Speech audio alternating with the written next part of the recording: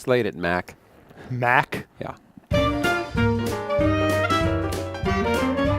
Welcome, ladies and gentlemen, to another edition of the Rowdy Roundtable. Notice the roundness of the table. My name is Bass Masters. This is Buzz Cutler. We talk NASCAR, but on the Roundtable, Cutler, we only talk about one issue. We don't talk about 3 issues. We only talk about one issue. We can get in-depth, intense on one issue. And today's issue is the new fueling system and the ramifications thereof. It was announced, I guess, late yesterday that Billy Manchester will not be the gas man for the number 16 Roush Fenway Ford of Greg Biffle any longer. He's going to be the windshield tear-off guy after the debacle of Las Vegas.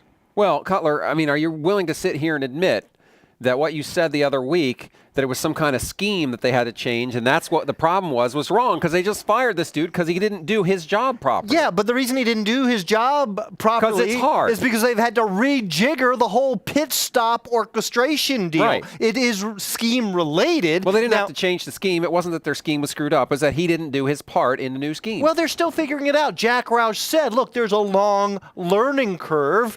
And so for the gas man, for the crew chief, for the jack man, for everybody that's got to have a finger in this thing, there's a learning curve that is not perfect. Well, I'll admit it's a complicated thing, and it is a learning curve, but they let this guy go because he didn't accomplish what they wanted him to accomplish on this pit stop. And that is going to be a big difference throughout this season. I don't think we're looking at just an early season phenomenon. We see errors on pit stops all the time, and they have major ramifications for guys in the races that we run. And a big difference now is that it takes longer to fully fuel the car than it does to change the tires. That didn't used to be the case. Right, and if the gating factor is fueling the car, then you would think more mistakes would happen in that area. Because if you have more time, if you're a tire changer or tire carrier and you have just a split second more time to make sure you do your job properly, you know that doing it that extra tenth faster isn't going to buy you anything because you're still waiting on the gas can. Well, then I think you're going to see fewer errors in that area as well. So I think it has some ramifications. Right. It takes the pressure off of the tire guys, but puts the pressure on the gas guys.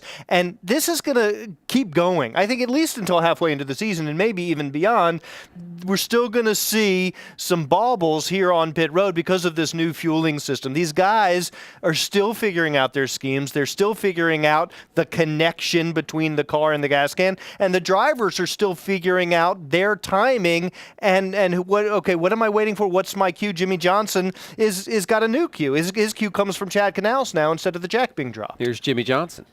So there are some do's and don'ts as a driver, and the driver gas man and that interaction, and does the gas man want to walk with the car and have it start rolling, just want to stay put? There is some stuff there that teams are doing differently.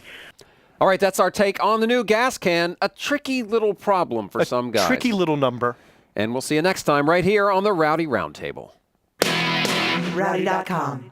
Say it like it is. Say what like it is? Rowdy.com.